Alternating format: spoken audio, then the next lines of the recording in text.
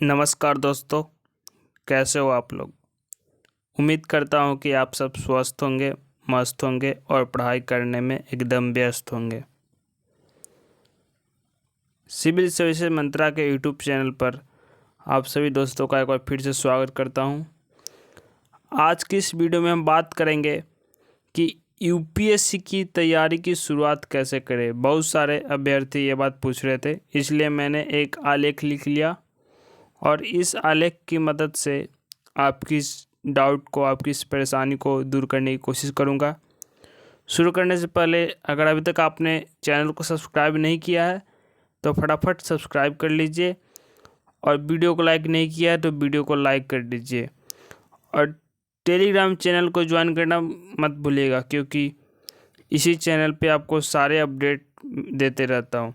तो चलिए शुरू करते हैं कि यूपीएससी की तैयारी की शुरुआत कैसे करें। मैंने पहले ही लिख दिया कि आलेख थोड़ा बड़ा है लेकिन ज़रूर पढ़ें, यानी कि आर्टिकल जो मैंने लिखा है ये बहुत बड़ा है, लेकिन अगर आप इसे ध्यान से सुनेंगे तो आपकी जो डाउट है कि यूपीएससी की तैयारी की शुरुआत कैसे करें वो ज़रूर दूर हो जाएगी। तो चलिए शुरू करते हैं। जैसे ही कोई विद्यार्थी यूपीएससी की तैयारी करने का मन बनाता है तो सबसे पहला प्रश्न उसके सामने यही होता है कि शुरुआत कैसे की जाए।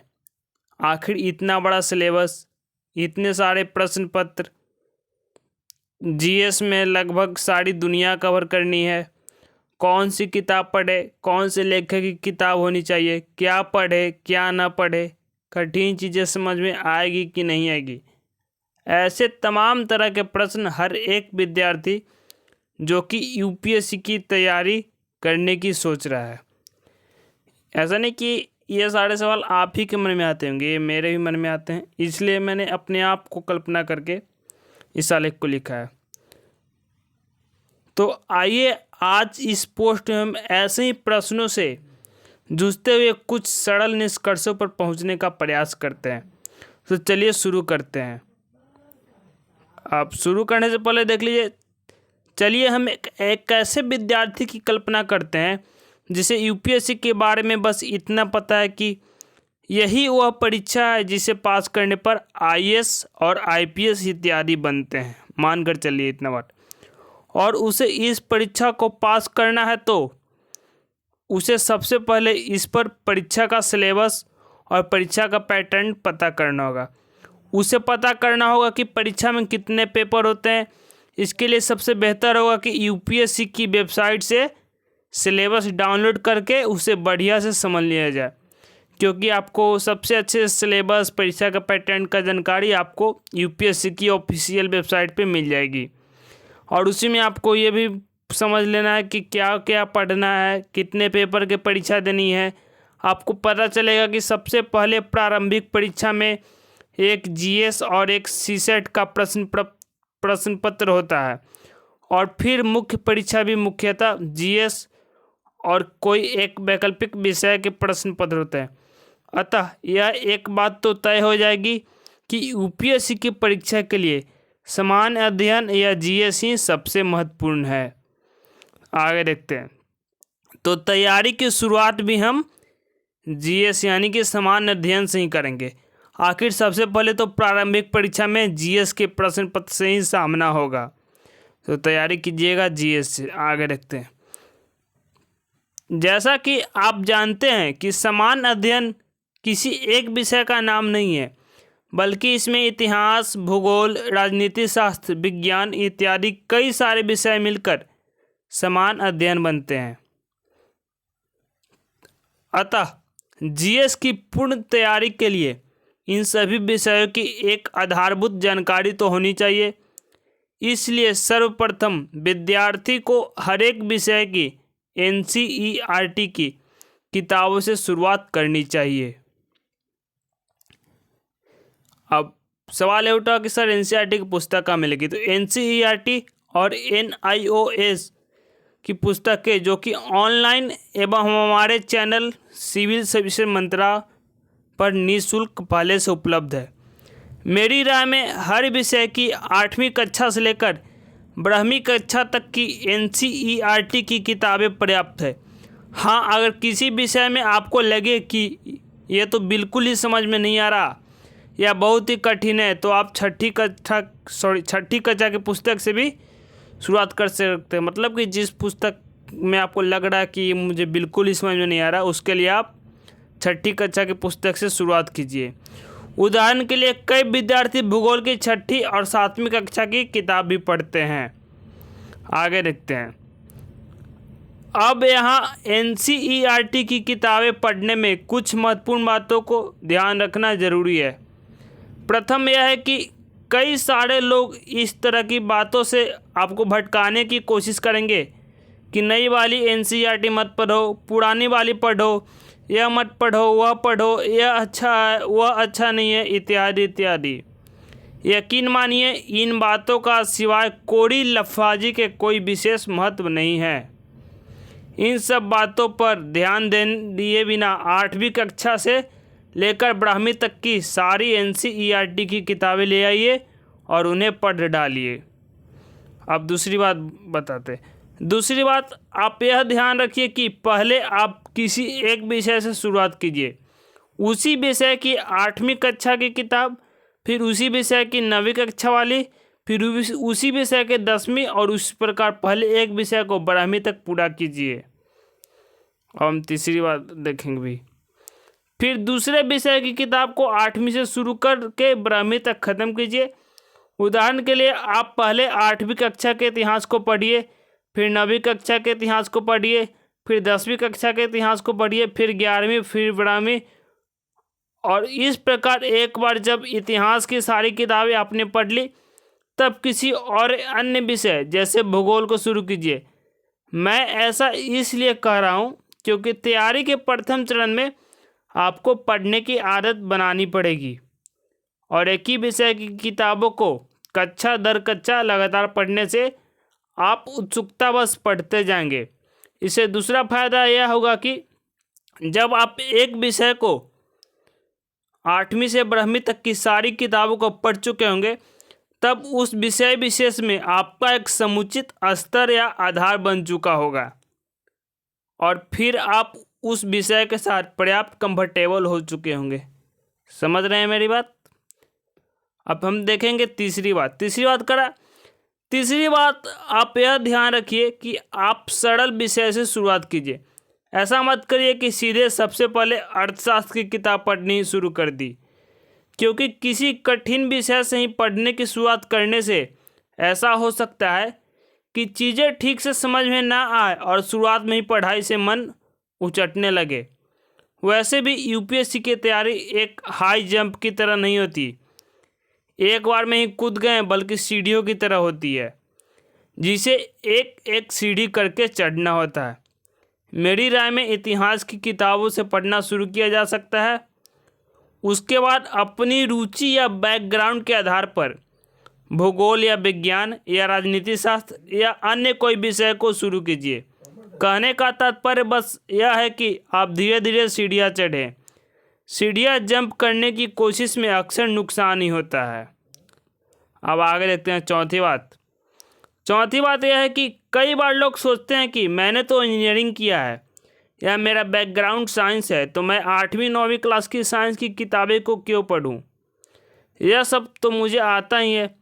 इसी प्रकार आर्ट्स बैकग्राउंड के लोग इतिहास भूगोल की किताबें पढ़ने में झिझकते या शर्माते हैं।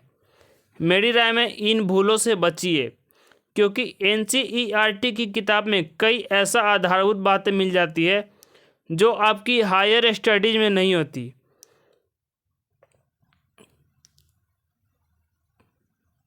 लेकिन UPSC ऐसे ही बेसिक बातों पर सवाल पूछ देता है, इसलिए बिना झिझक या शर्म के NCERT की सारी किताबें पढ़ डालिए, विषयवार और कक्षा दर कक्षा। नहीं आप कक्षा जंप करिए और नहीं विषय। हाँ, यह आपकी मर्जी है कि आप अपने पास उपलब्ध समय के अनुसार नोट्स या शॉर्ट नोट्स या पॉइंटेड नोट्स बनाना चाहे तो बनाए या न बनाए।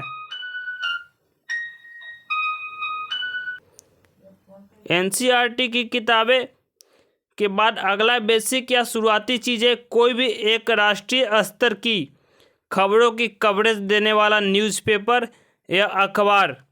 नोट, डेली राष्ट्रीय संस्करण की सभी न्यूज़पेपर डाउनलोड करने के लिए हमारा चैनल ज़रूर ज्वाइन करें, या आप मुझे पर्सनल मैसेज भी कर सकते हैं। बस यह ध्यान रखें कि आप स्थानीय अखबारों को चुनाव न करें।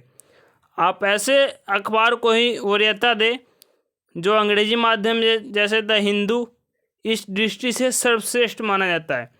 हिंदी माध्यम में आप कोई भी अखबार चुन सकते हैं। बस आप पढ़ते समय यह सावधानी जरूर बरतें कि स्थानीय खबरों पर समय ना दें या कम समय दें तथा राष्ट्रीय और अंतर्राष्ट्रीय महत्व की खबरों पर विशेष ध्यान दें। अखबार पढ़ते समय भी आपका उद्देश्य समय बचाना और कम समय में ज़्यादा आउटपुट पाना होना चाहिए। इसलिए आप अपने समय की उपलब्धता के आधार पर मुख्य पृष्ठ या प्रथम पृष्ठ तथा संपादकीय पृष्ठ जिन पर आलेख छपे रहते हैं पर विशेष ध्यान दें तथा अन्य पृष्ठों को बस सरसरी निगाह से देखते हुए निपटा दें। आलेख पढ़ते हुए इस मुद्दे के विश्लेषण पर ध्यान दें तथा सिर्फ एक तटस्थ पाठक की तरफ पढ़ने की बजाय खुद उस मुद्दे की विश्लेषण क्षमता अर्जित करने का प्रयास करें। तैयारी की शुरुआत में आवश्यक तीसरी और अंतिम चीज़ है करंट अफेयर्स या समसामयिक मुद्दों का पर्याप्त विश्लेषण प्रस्तुत करने वाली एक मासिक पत्रिका। बाजार में कई सारी पत्रिकाएं उपलब्ध है, लेकिन उनमें से कुछ ही यूपीएससी के स्तर का कंटेंट या पाठ सामग्री उपलब्ध करा पाते हैं। अतः आप अपने आसपास उपलब्धता के आधार पर एक यूपीएससी की तैयारी के लिए ही समर्पित पत्रिका का चयन करें। पत्रिका ऐसी होनी चाहिए जो आपको सिर्फ खबरें ना परोसे, बल्कि उन पर पर्याप्त विश्लेषण वाले आलेख तथा यूपीएससी के लिए उपयोगी अन्य सामग्री भी उपलब्ध कराए। अर्थात अब तक की सारी बातों के निष्कर्ष के रूप में हम कह सकते हैं कि एक बिगिनर को तैयारी की शुरुआत में 3 आयाम एक साथ लेकर चलने होते हैं। पहला एनसीईआरटी की किताब, दूसरा प्रतिदिन का अखबार और तीसरा एक मासिक पत्रिका। अब प्रश्न उठता है कि इनमें समय का बंटवारा या टाइम मैनेजमेंट कैसे करें। मेरी सलाह तो यह होगी कि आप अखबार को सुबह सुबह ही 30 से 40 मिनट का समय देते हुए निपटा दें। उसमें जो महत्वपूर्ण खबरें या पॉइंट्स आपको मिले आप उनको अपनी सुविधा अनुसार एक छोटे से नोटबुक पर नोट भी कर सकते हैं या छोड़ भी सकते हैं। इसके बाद प्रतिदिन कम से कम 2 घंटा एनसीईआरटी की किताबों पर अवश्य दें तथा इसके बाद आपके पास जितना समय बचता है उसे पत्रिका और एनसीईआरटी में अपनी सुविधा और रुचि अनुसार बांटें। हाँ, यह बात अवश्य ध्यान रखें कि मासिक पत्रिका आपको 1 महीने के अंदर ही खत्म होनी चाहिए। ऐसा नहीं होनी चाहिए कि पत्रिका खरीदे हुए आपको 1 महीना बीत गया लेकिन आप अभी तक उसे पूरा पढ़ नहीं पाए हैं। तात्पर्य बस इतना है कि अगर आपने तैयारी की शुरुआत कर दी है तो एक उसूल बनाइए कि कुछ भी बकाया नहीं रखना है। नया अंक आने के पहले पुराना अंक पढ़कर ख़त्म कर देना है। जैसे आज का अखबार आज ही ख़त्म होगा, इस महीने की मैगजीन इस महीने ही ख़त्म होगी। यह उसूल तब भी लागू होगा जब आप कोई कोचिंग क्लास ज्वाइन करेंगे। अर्थात अगर आज कक्षा में मैंने कोई चीज़ पढ़ी है तो उसका रिवीजन मैं आज ही कर लूँगा, या अगर आज कक्षा में मुझे कोई पाठ्य सामग्री मिली है तो अगली पाठ्य सामग्री मिलने के पहले मैं इसको पढ़कर ख़त्म कर दूँगा। खैर, कोचिंग ज्वाइन करने इत्यादि के बारे में हम किसी और आलेख में विस्तार से चर्चा करेंगे। फिलहाल हम वापस तैयारी के शुरुआत वाले विषय पर ही लौटते हैं। तो अब तक की समस्त चर्चा का सार यह है कि तैयारी की शुरुआत आपको जीएस पढ़ने से करनी चाहिए। आपको पढ़ने की आदत बनानी चाहिए तथा शुरुआत में ऐसी चीज़ें पढ़नी चाहिए जो आगे की पढ़ाई का आधार बनाए। इस आधार निर्माण में एनसीईआरटी की किताबें अपनी प्रमुख तथा अपरिहार्य भूमिका निभाएगी। इन किताबों के साथ आप प्रतिदिन एक राष्ट्रीय स्तर का अखबार और हर माह एक मासिक पत्रिका पढ़ने की आदत अभी से डालें। और यह आदत तब तक जब तक आपका चयन नहीं हो जाता। यूपीएससी की तैयारी में अखबार और मासिक पत्रिका की भूमिका अपरिहार्य है। ऐसा इसलिए क्योंकि यूपीएससी साधारण प्रश्नों को भी करंट अफेयर्स के मुद्दों से जोड़कर पूछता है, जिनका उत्तर आप तभी दे पाएंगे जब आप करंट अफेयर्स के मुद्दों का विश्लेषण करने की क्षमता पर्याप्त हो। और यह क्षमता अखबार के संपादकीय आलेखों और पत्रिका के आलेखों को अध्ययन और मनन से ही आती है। उम्मीद है अगर आप भी यूपीएससी की तैयारी शुरू करना चाहते हैं तो यह आलेख आपको शुरुआत कराने में मददगार साबित होगा। अब सेशन खत्म करने से पहले कुछ बात कहना चाहूँगा। दोस्तों, कहते हैं कि अगर किसी चीज़ को पूरी शिद्दत से चाहो तो सारी कायनात उसे तुमसे मिलाने में लग जाती है। अगर और भी कोई डाउट है तो आप कमेंट करके पूछिएगा। और अगर आपको इस आलेख से, इस वीडियो से मदद मिली हो तो वीडियो को लाइक कर दीजिए और अधिक से अधिक शेयर कीजिए और चैनल को सब्सक्राइब कर लीजिएगा। धन्यवाद।